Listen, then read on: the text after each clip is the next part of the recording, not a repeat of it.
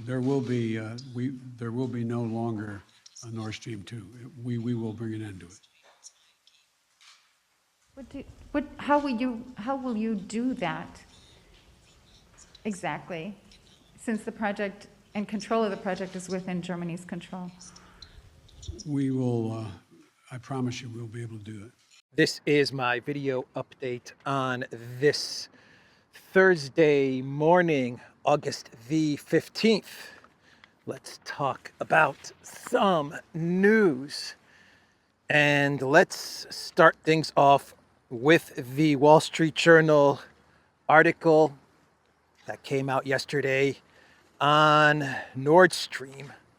The real story behind Nord Stream. That is what the Wall Street Journal is reporting. The real story, everybody. Finally, we have the true story about what happened to the Nord Stream pipeline from the Wall Street Journal. And the title of this article from the WSJ is "A Drunken Evening, a Rented Yacht. The real story of the Nord Stream pipeline sabotage. Private businessmen funded the shoestring operation, which was overseen by a top general. President Elensky approved the plan, then tried unsuccessfully to call it off." So what the Wall Street Journal is reporting, basically, this is what the Wall Street Journal is saying in this article. Let me summarize it for you. They are saying that Ukraine's ambassador to the UK, the former commander of the Ukraine military, who is now the ambassador of Ukraine to the UK, he was the person who was overall in charge of the Nord Stream pipeline sabotage, though the Wall Street Journal, they contacted Zaluzhny for comment, and Zaluzhny, he denies all of it. He denies everything. But the Wall Street Journal is reporting that Zaluzhny was the guy that greenlit the entire operation. The Wall Street Journal is reporting that Elensky, when this operation was first floated out, Elensky approved of it. He liked it. This good operation. I like this operation. But the CIA, they got wind of this. Actually, intel from the Netherlands and the CIA, they got wind of this pipeline sabotage plot, and the CIA contacted Elensky and they told him to pull the plug on this operation. And according to the Wall Street Journal, Elensky then told Zaluzhny to call it off, and Zaluzhny, he disobeyed orders. that is what the Wall Street Journal is reporting. Zaluzhny basically said, I can't stop it. I can't stop it. It's already gotten the green light. The divers, the 6 divers, they're now incognito, and I can't call it off. So it's a go, and that's what the Wall Street Journal is reporting. The CIA told Elensky pull the plug. Elensky told Zaluzhny, okay, call it off, and Zaluzhny said I can't call it off, and Germany that is investigating the pipeline sabotage, that has been investigating the pipeline sabotage for 2 years. They're too afraid to blame Ukraine. They're too afraid because they've given so much weapons and money to Ukraine, and they've thrown so much support to Ukraine and to the Elensky regime that even though Ukraine citizens, Ukraine divers, ex-military divers, Zaluzhny, the commander-in-chief, former commander-in-chief of the Ukraine military and ambassador to the UK, even though they were in charge of blowing up Germany's infrastructure, energy infrastructure, Germany can't blame Ukraine. They can't go after Ukraine. They can't go after Zaluzhny. They're too scared. Wow. Wow. That is what the Wall Street Journal is reporting. Let me read you some of this article because it's fantastic. It's ridiculous, but it's also fantastic. So here's the opening paragraph, and this is like this is a movie screenplay or a treatment. This is a treatment to a screenplay in an eventual Hollywood movie. That's what this is. So the Wall Street Journal, the opening paragraph reads: in May, of 2022, a handful of senior Ukrainian military officers and businessmen had gathered to toast their country's remarkable success in halting the Russian invasion, buoyed by alcohol and patriotic fervor. Somebody suggested a radical next step: destroying Nord Stream. Oh boy, so it was just a bunch of people drinking to the ghost of Kiev. They were drinking to the success of the ghost of Kiev.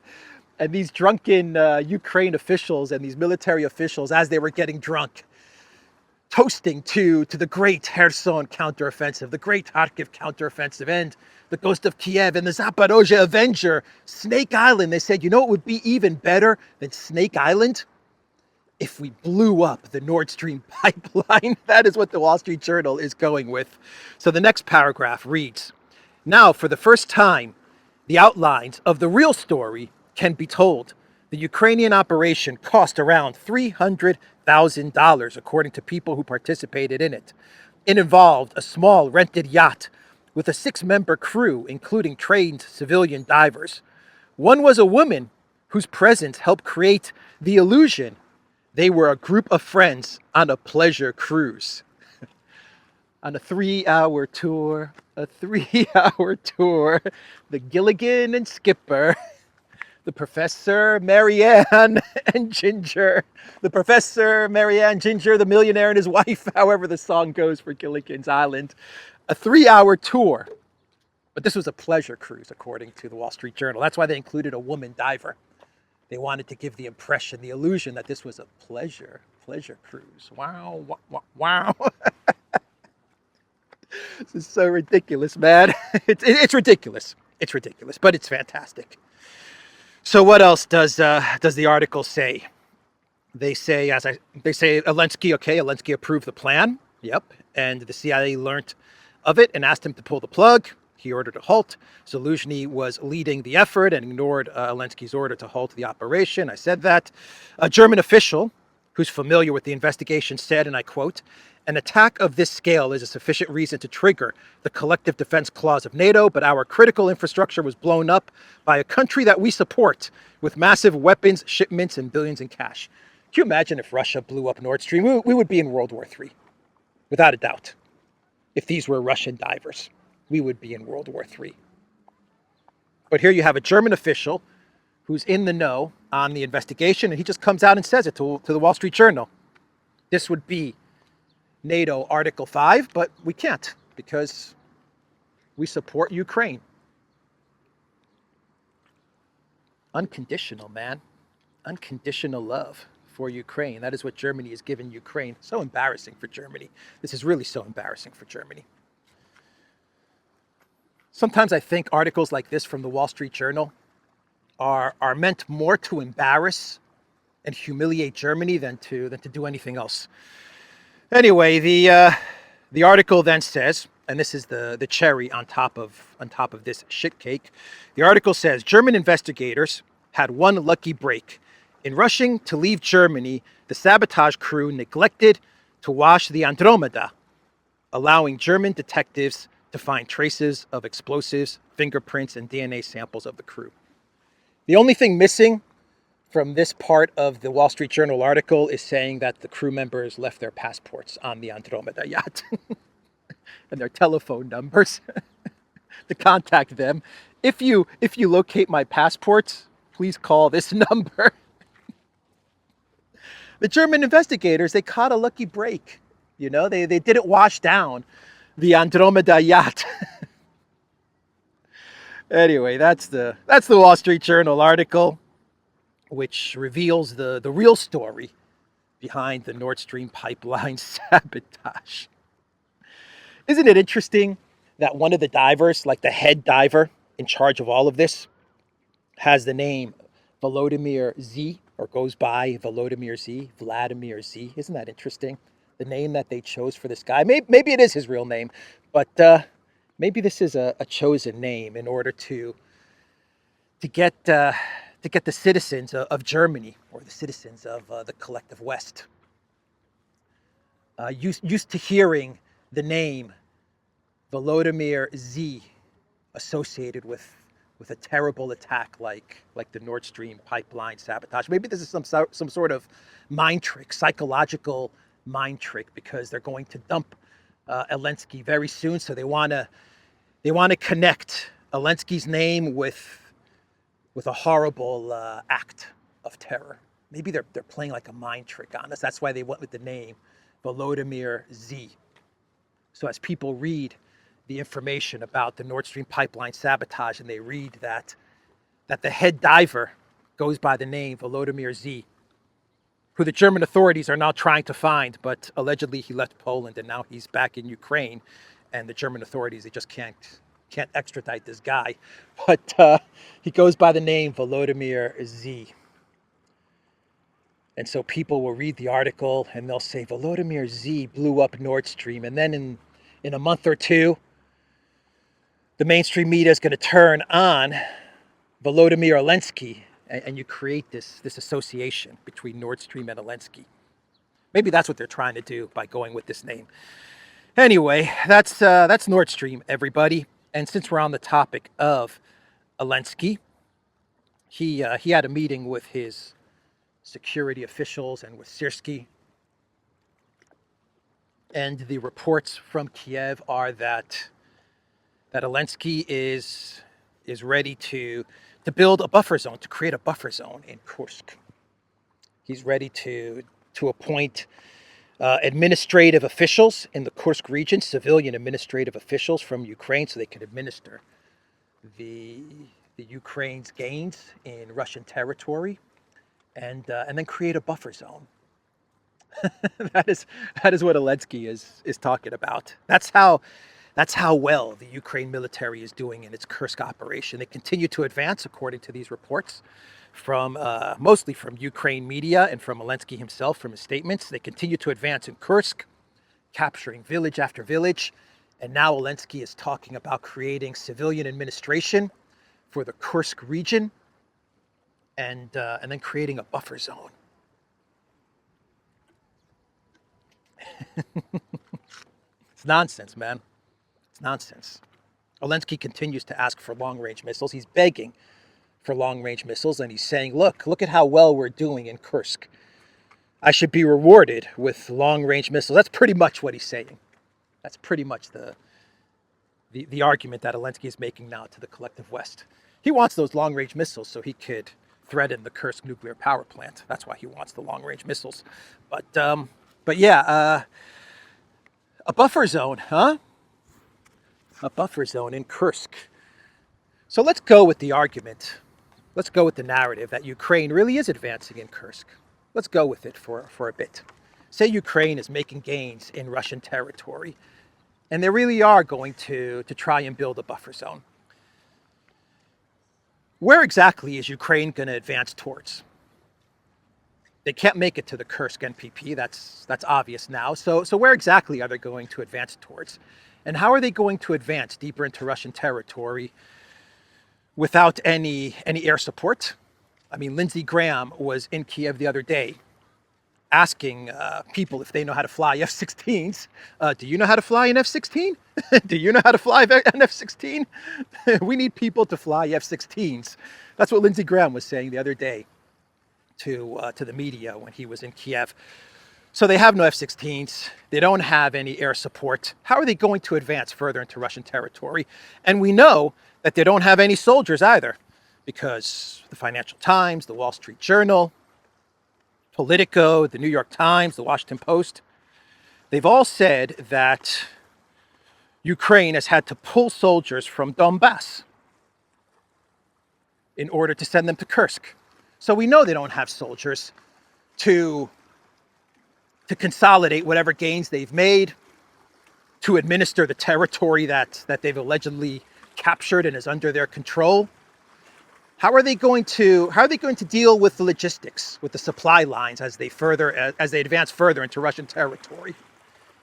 How is all this going to happen? How do you create a buffer zone without any air superiority? How do you do that? I don't know, but that is what Elensky is talking about.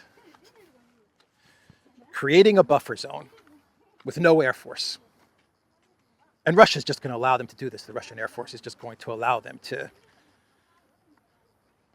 create a buffer zone in Kursk or to advance further into Russia. They make it seem like Russia is the size of Cyprus. It's like a tiny little country. Where are they going to advance towards? How are they going to handle the logistics of it? They have no soldiers left. They have no airplanes. They have no air superiority. How are they going to do this? It's just nonsense. The whole narrative of Ukraine advancing into Russian territory, of Ukraine creating a buffer zone, it's all theatrics, man. Elensky is an actor. He's an actor, and he's desperate. He is desperate, and he is panicking. He is absolutely panicking because he knows that the collective West, there are parts of the collective West that want to see him gone. They've even picked out a guy to take over. He knows this. He knows that Donbass is crumbling. He understands this as well. And he's desperate. He is desperate to show the collective West that he can continue to fight this war. He's desperate to get long-range missiles in order to threaten Russia and to threaten the nuclear power plant. So he's coming out with scripts. He's an actor, and he's coming out with scripts and lines talking about buffer zones and advancing further into Russia. It's nonsense. It's absolute nonsense. Anyone that's reporting on Ukraine advancing and this operation being a success, come on now. Come on, man. Oh my God, what a debacle. What a debacle this whole Kursk operation has been and is going to be for Ukraine. We even have Russian officials openly stating that the plan in this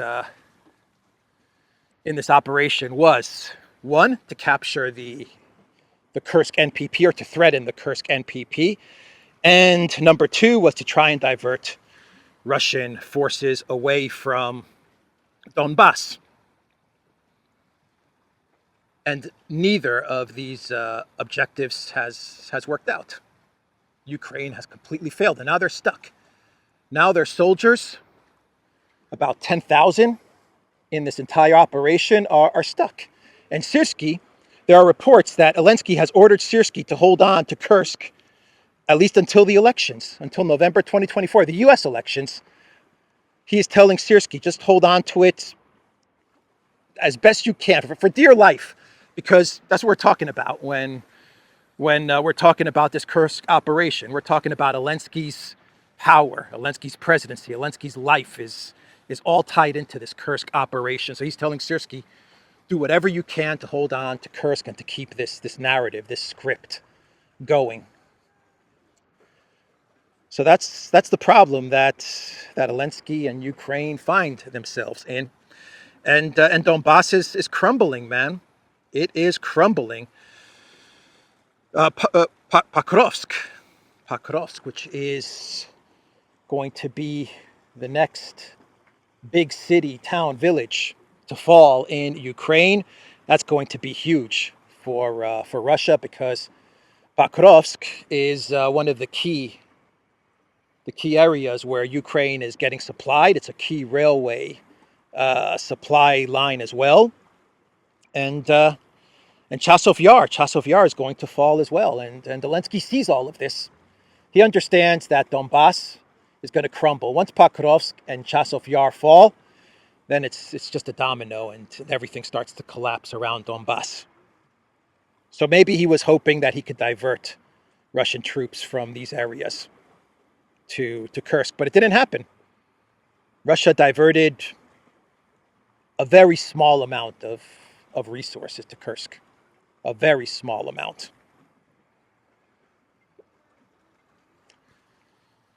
So Elensky's screwed, man. He is screwed. So his directive to Syrskyi is hold on for dear life, man. Hold on to Kursk, at least until November. It's not going to happen. He is not going to be able to hold on to Kursk until November. The best thing that Elensky could do, and I've said this before in a previous video, the best thing Elensky could do is to try and get his soldiers to retreat Don't call it a retreat, a strategic withdrawal or something like that, but get them out of Kursk right away and just claim an information war victory. You have the entire Collective West media on your side. They'll support you. The entire Collective West will support you on this information war victory. Say you invaded Russia for 2-3 weeks. You showed Putin that you have the capability to invade Russia, and leave it at that, right? Just run with that narrative. We have the capability to invade Russia, and there you have it. So give me more money and give me more weapons. That's his best plan, but he's not doing that. He's doubling and tripling and quadrupling down on trying to hold on to Kursk and saying stupid stuff like building a buffer zone, creating a buffer zone. It's ridiculous. It's clownish. Absolutely clownish. And you know, Elensky's problem, the Financial Times is reporting that Elensky is doing a lot of this ridiculous stuff in Kursk. This is what the Financial Times is saying, that this operation in Kursk is doomed to fail. And one of the reasons that Elensky is doing this, he's in such a panic, is because he's afraid of a Trump presidency and that Trump's going to pull the plug on Ukraine funding. That's what the Financial Times is saying. One second. In an opinion piece published on Monday, the British newspaper's Europe editor, Ben Hall, described the ongoing Ukrainian incursion into Russia's Kursk region as a gamble, triggered by fears that Donald Trump would be elected U.S. president in November and force a resolution which would be unfavorable to Kiev. The Ukrainian government is taking the risk because it has no options for winning militarily, given the current level of Western support and the resources it already has on hand, Hall notes. So Ukraine's problem is not only, they don't only have a Trump problem. According to the Telegraph, they don't only have a Trump problem in November, but they have a Kamala problem. Because the Telegraph is reporting that if Kamala Harris wins the elections, God help us, but if she wins in November, she also may pull the plug on Project Ukraine, or at least she won't be as bullish on Project Ukraine as Biden was and is. Because Kamala, according to the Telegraph, she doesn't like Elensky. She does not like Elensky. They do not get along. And you know, Biden, the Biden family, they were very tied into Ukraine for many years, financially tied into Ukraine. Burisma, Hunter, 10% for the big guy. Kamala's not. Whatever you may think or say about Kamala Harris, it looks like she was never part of the Ukraine grift, or at least not to the extent of the Biden family. And so she just doesn't care about Ukraine. The Telegraph, their article says, why Kamala Harris may spell doom for Ukraine. The Democratic nominee was mocked for a simple take on Russia's invasion, but her uneasy relationship with Elensky could be a bigger issue. Yeah, Kamala Harris does not like Elensky. Elensky does not like Kamala Harris. They don't like each other. She doesn't care about Ukraine as much as Biden does. Of course, if she were to become president, make no mistake about it, she would continue the escalation in Ukraine, or at least the Biden policy in Ukraine. But she's not going to be so excited about it like Biden is, so gung-ho about it like the Biden family is. So Elensky has a Trump problem, but he also has a Kamala problem. And so he's doing very stupid stuff, like this Kursk operation, very desperate, very panicky, very dumb stuff. And all it's going to do is it's going to accelerate his demise, his fall. That's what's going to happen. That's how it looks, at least. Who knows? Maybe Elensky will make it. Maybe Elensky will survive all of this, and he'll star in the feature film about 6 divers that blew up Nord Stream, starring Sean Penn, George Clooney, Justin Trudeau, and making his feature film debut, playing Volodymyr Zelensky. Elensky. Yeah, who knows? Maybe that'll work out for Elensky in the end. And he'll get a big movie role. for the Nord Stream pipeline sabotage film. So Ukraine has defaulted. That news also came in yesterday. Fitch has said that Ukraine has failed to make a coupon payment on a Eurobond, which was due on August 1st, and the 10-day grace period has lapsed. And Ukraine is now in, I think Fitch called it a restricted default or a selective default or something like that. But it's a default. It's a default. Ukraine has defaulted. So what do you do when a country defaults if you're the collective West? You give it more money. Give it more money, man. More and more money. It defaulted.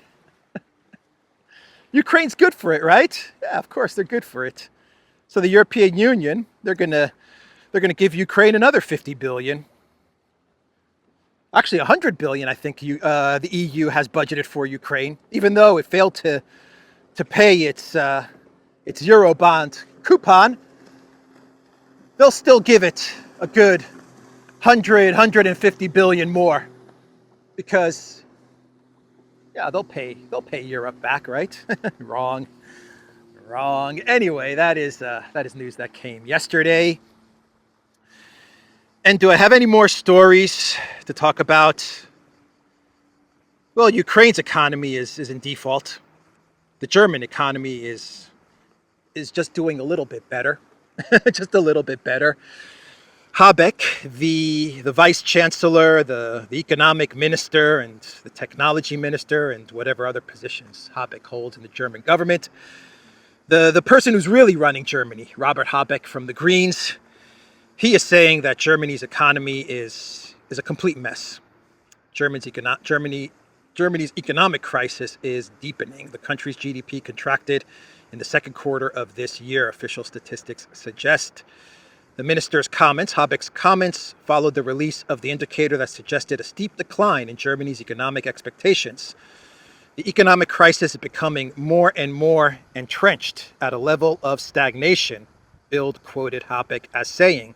The measures that have been taken so far are not enough to overcome the high interest rates, the lack of demand from abroad, but also the structural problems that we have in Germany, the minister added.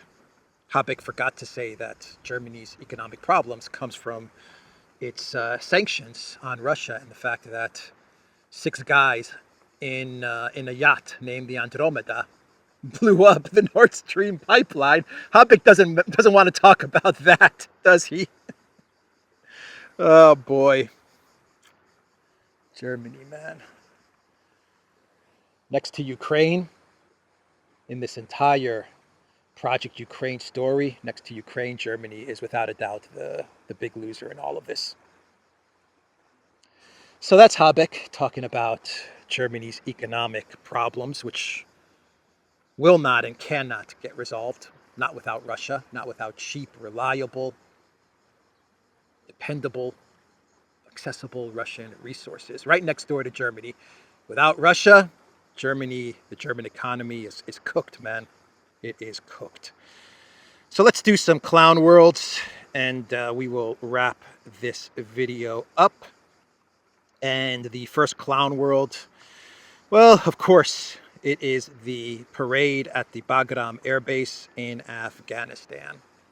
So the Taliban, they held a parade in Afghanistan marking the 3-year anniversary of the U.S. withdrawing from Afghanistan and the Taliban taking over the U.S. bases, the Bagram Air Base.